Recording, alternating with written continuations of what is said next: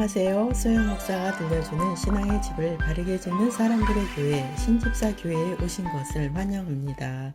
오늘의 주제는 예배 끝나고 나서 에베소서 6장 12절 우리의 씨름은 혈과 육을 상대하는 것이 아니요 통치자들과 권세들과 이 어둠의 세상 주관자들과 하늘에 있는 악의 영들을 상대함이라. 여러분은 어느 주일날 담임 목사님의 메시지를 듣고 다짐했을 것입니다. 그 메시지 내용은 어둠의 세상 주관자들과 하늘에 있는 악의 영들을 상대함이라 였습니다. 아마도 성도는 메시지를 듣고 나서 결심했을 것입니다. 사탄아, 나는 너를 이길 것이다. 나는 예수 이름을 사용하여 너를 물리칠 것이다. 라고 다짐하면서 예배를 마쳤습니다. 그리고 성도는 사탄이 나타나면 물리치려는 계획을 했고 사탄이 나타나기를 기다렸을 것입니다. 그런데 정작 기다리던 사탄은 나타나지 않고 예배 끝나고 나서 성도를 만날 때 부딪히는 것이 시작됩니다. 아니, 오늘 예배 잘 드렸는데 이런 일이 생기는 거야. 저 성도는 왜 친절하지 않고 무례하게 말하지? 그리고 목사님 또는 당신이 소속된 팀의 장이 자신보다 다른 성도에게 관심을 보이고 자신에게 관심이 없으면 소외감을 느끼고 시험에 듭니다. 믿는 성도는 사탄과 영적 전쟁을 해야 되는데 왜 기다리는 사탄은 나타나지 않고 믿는 성도끼리 시험에 드는 것일까요? 조심하십시오. 사탄과 싸우는 장소는 어떤 특별한 장소가 아니라 예배 끝나고 나서 시작되는 것입니다. 그것도 모른 채 성도들은 무엇인가 착각하고 있는 것입니다. 사탄은 성도들이 항상 만나는 사람들을 통해 싸움을 걸어옵니다. 그리고 그들을 통해 상처받은 것이나 불합리한 대우를 받은 것에 대해 사탄은 집요하게 우리 생각에 쏟아 붓습니다. 만일 믿는 자가 그 생각에 넘어가서 감정을 표출시킨다면 사탄의 함정에 빠지는 것입니다. 이런 일이 예수님을 믿고 나서 더 자주 일어난다는 느낌을 받고 있지 않나요? 그 이유는 배후에서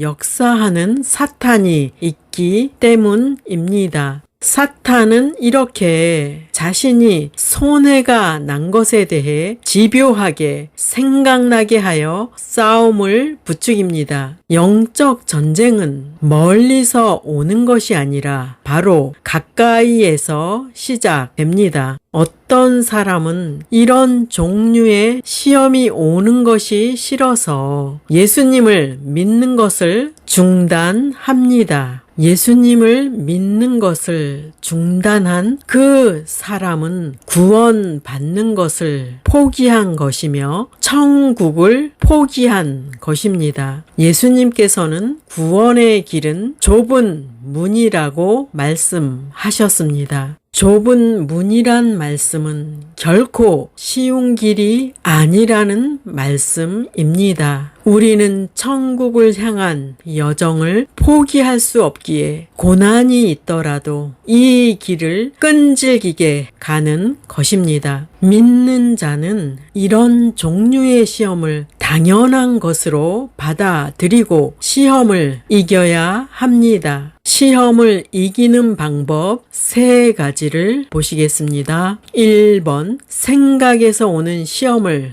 예수 이름으로 내어 쫓는 것을 반복하십시오. 2번, 마음으로는 나는 십자가에서 예수님과 함께 죽었다라고 선포하십시오. 죽었다는 말은 시험에 반응하지 않는 것입니다. 죽었다는 말은 시험을 기도하면서 인내하는 사람입니다. 3번 하나님께 이렇게 기도하십시오. 나는 이 시험을 이길 힘이 없습니다. 도와주세요. 이 시험에서 건져주세요. 라고 반복하여 기도하십시오. 당신이 기도하는 가운데 집요하게 떠오르던 시험의 생각이 사라졌다면 그 시험에서 승리한 것입니다. 예수님께서는 이러한 시험을 이기는 방법을 마음밭에 대한 비유를 통해 설명해 주십니다. 1번 길가에 뿌려진 씨. 마태복음 13장 19절. 아무나 천국 말씀을 듣고 깨닫지 못할 때는 악한 자가 와서 그 마음에 뿌리는 것을 빼앗나니 이는 곧 길가에 뿌리온 자요. 길가에 뿌리온 자란 예배 시간에 목사님을 통해 선포되는 말씀을 듣지 못하게 깨닫지 못하게 하는 악한 자가 있다는 것입니다. 이렇게 예배 시간에 말씀을 알아듣지 못하는 것이 길가에 뿌려진 씨입니다. 즉, 그는 설교 시간에 다른 생각에 빠져들거나 졸거나 설교 말씀을 깨닫지 못하는 것입니다. 물론 배후에서 사탄이 역사하여서 말씀을 듣지 못하게 졸게 만들고 들었어도 깨닫지 못하게 하는 것입니다. 그래서 성도는 사탄과 영적 전쟁을 하는 자로서 영적 전쟁을 위한 철저한 준비를 해야 합니다. 아무 준비도 하지 않고 있다가 사탄에게 지는 것이 일상이 된다면 결코 승리할 수 없을 것입니다. 그 준비란 성공적인 예배를 위해서 기도하십시오. 그리고 설교를 들을 때 졸지 않기 위해서는 토요일부터 몸을 혹사시키지 마십시오. 당신이 기도로 예배를 준비할 때 담임 목사님은 당신에게 필요한 말씀을 주실 것이며 큰 은혜를 경험하게 될 것입니다. 이번 주에 기도로 준비하고 주일 예배에 참석하시고 또는 신집사 교회의 메시지를 위해서도 기도하신다면 당신은 하나님의 큰 은혜를 경험할 것입니다. 그리고 들은 메시지가 삶에 적용된다면 그 말씀은 놀랍게 결실하게 됩니다. 하늘에서 비가 내려서 하늘로 바로 올라가지 않고 땅에 스며들어서 초목이 나오고 나무는 결실합니다. 이와 같이 선포된 하나님의 말씀은 다시 하늘로 사라지지 않고 우리 마음밭에 심겨질 때 놀랍게 결실합니다. 2번 돌밭에 뿌려진 씨. 마태복음 13장 20에서 21절. 돌밭에 뿌려졌다는 것은 말씀을 듣고 즉시 기쁨으로 받되 그 속에 뿌리가 없어 잠시 견디다가 말씀으로 말미암아 환난이나 박해가 일어날 때에는 곧 넘어지는 자요. 돌밭에 뿌려진 씨의 비유는 예배 때는 메시지를 듣고 기쁨을 얻었는데 그 속에 뿌리가 없어서 잠시 견디다가 넘어지는 사람입니다. 결국 이 상태는 전투 준비 없이 전쟁에 나가는 군인과 같습니다. 그 군인은 방어복을 입지 않아서 또한 방패를 들지 않아서 공격의 무방비 상태가 된 것입니다. 이와 같이 성도는 무장되지 않은 채 사탄의 공격에 노출되어 한 방 맞으면 즉시 쓰러집니다. 그리고 자신의 무능함을 원망하고 사람들에게 핑계를 대고 하나님을 원망합니다. 기억하십시오. 돌밭과 같은 마음은 평상시에 기초를 다져놓은 것이 없다는 말씀입니다. 깊은 뿌리를 내리는 신앙은 신앙의 기본을 다져놓은 사람입니다. 그 기본은 성경을 매일 읽는 신앙이 되어야 합니다. 매일 기도하는 습관을 들여야 합니다.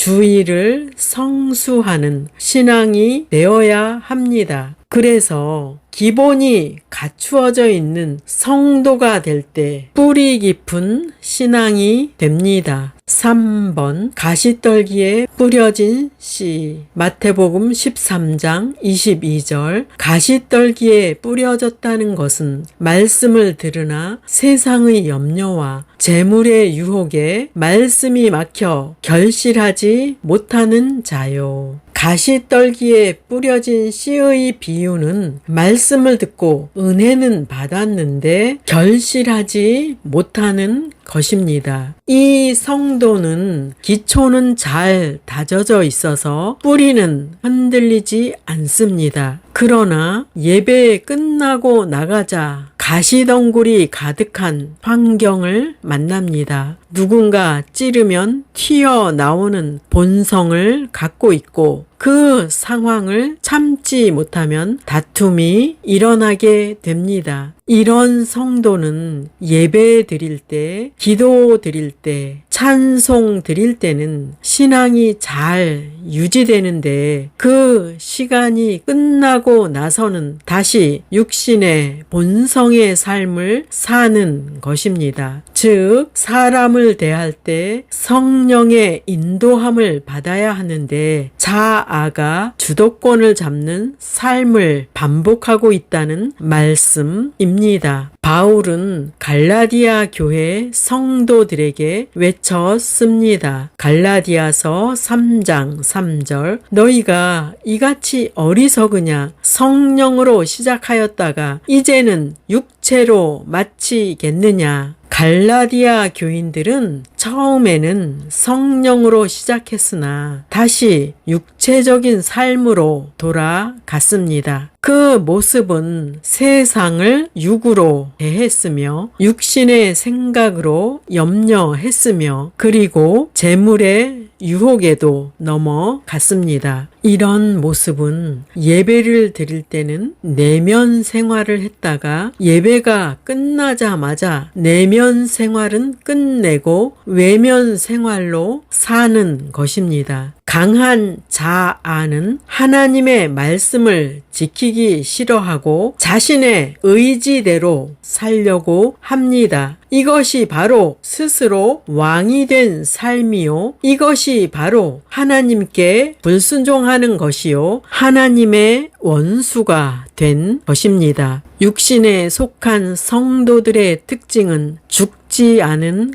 강한 자아들이 삐죽삐죽 튀어나와서 자신을 내세우고 높아지려고 합니다. 그래서 소속된 모임에서 자신에게서 튀어나온 자아들끼리 인정받기를 원하는 각축의 장이 되는 것입니다. 그리고 그 모임에서 인정받지 못하면 시험에 들고 어떤 사람은 참지 못하고 다투기도 합니다. 성도는 죄의 생각은 십자가에 못 박고 말씀을 지켜서 행할 때 승리하는 신앙이 됩니다. 4번 좋은 땅에 뿌려진 씨. 마태복음 13장 23절. 좋은 땅에 뿌려졌다는 것은 말씀을 듣고 깨닫는 자니 결실하여 어떤 것은 100배, 어떤 것은 60배, 어떤 것은 30배가 되느니라 하시더라. 하나님께서는 우리가 좋은 땅이 되어서 말씀을 결실하기를 원하십니다. 우리는 위의 3가지의 부족한 땅에 관한 말씀을 들었습니다. 그 내용에서 잘못된 것을 보완해서 좋은 땅이 되십시오. 1번 성공적인 예배를 위해 설교자와 자신을 위해 기도하십시오. 2번 신앙의 기초를 잘 다지는 성도가 되십시오.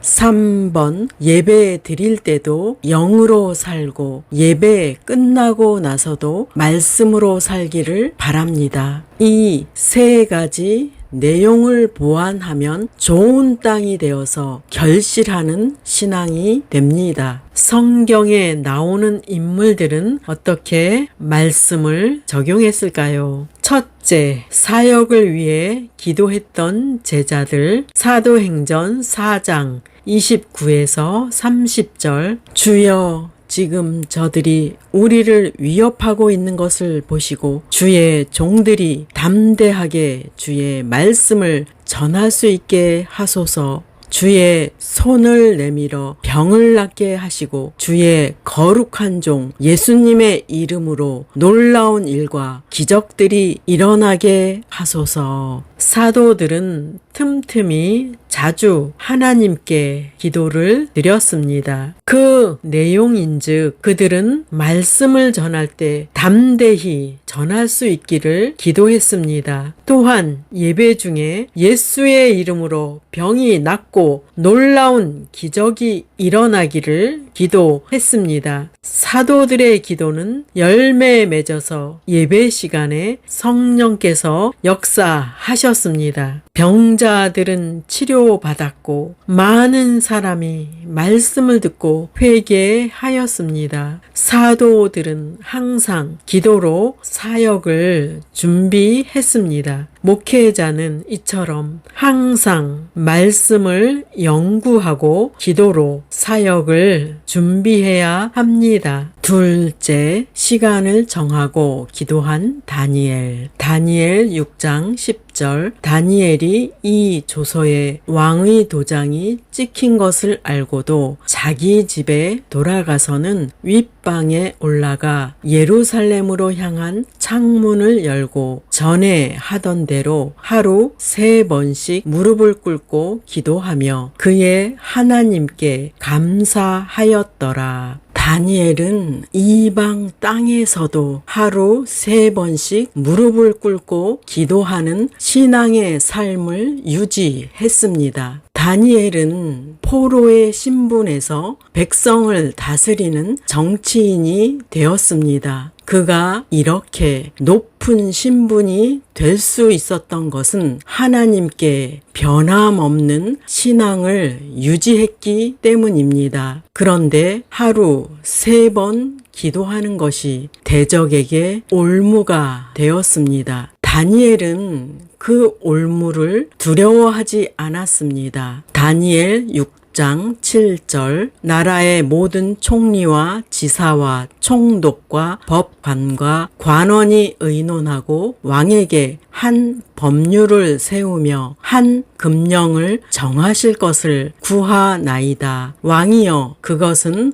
곧 이제부터 30일 동안에 누구든지 왕 외에 어떤 신에게나 사람에게 무엇을 구하면 사자굴에 던져 넣기로 한 것이니이다. 다니엘은 하나님께 기도한다는 이유로 사자굴에 던져졌습니다. 전지전능하신 하나님께서는 사자의 입을 막아주셔서 그는 건지심을 받았고 그 후에는 왕과 백성들의 총애를 듬뿍 받게 되었습니다. 결국 다니엘을 죽이려 모함했던 자들은 다니엘 대신에 사자굴에 던져졌고 즉시로 죽임을 당했습니다. 다니엘은 하나님을 배반하지 않았으며 결국 하나님께서는 사자의 입을 막으셨던 것입니다. 다니엘의 기도 생활을 통하여 그가 뿌리 깊은 신앙을 가지고 있었음을 알 수 있습니다. 셋째, 바울의 삶. 바울의 삶은 신약 성경 대부분을 차지할 정도로 많은 내용이 기록되어 있습니다. 그 많은 내용 중에서 바울이 죽음의 고통과 같은 환난을 참을 수 있었던 이유를 보시겠습니다. 고린도전서 9장 25에서 27절 이기기를 다투는 자마다 모든 일에 절제하나니 그들은 썩을 승리자의 관을 얻고자 하되 우리는 썩지 아니할 것을 얻고자 하노라. 그러므로 나는 다름질하기를 향방 없는 것 같이 아니하고 싸우기를 허공을 치는 것 같이 아니하며 내가 내 몸을 쳐 복종하게 함은 내가 남에게 전파한 후에 자신이 도리어 버림을 당할까 두려워함이로다. 바울은 목표가 있었습니다. 그의 목표는 오직 썩지 않는 승리자의 관을 위해서라고 말씀합니다. 바울은 보이는 것에서 자신의 권리를 내세우지 않고 자신을 핍박하고 미워하는 사람들 앞에서 참았습니다. 그의 목표는 하늘에서 받는 영원한 상을 바라보았던 것입니다. 이와 같은 내용이 히브리서에도 나옵니다. 히브리서 12장 2절 믿음의 주요 또 온전하게 하시는 이인 예수를 바라보자. 그는 그 앞에 있는 기쁨을 위하여 십자가를 참으사 부끄러움을 개의치 아니하시더니 하나님 보좌 우편에 앉으셨느니라. 히브리서 기자는 외쳤습니다. 믿음의 주여 또 온전하게 하시는 이인 예수를 바라보자. 본문은 예수님께서 어떻게 십자가를 참으셨는지를 독자들에게 상기시켜 줍니다. 예수님께서 십자가를 참으신 것은 그 앞에 있는 기쁨을 위하여 십자가를 참으사라고 하였습니다. 예수님께서는 이 땅에서 누리는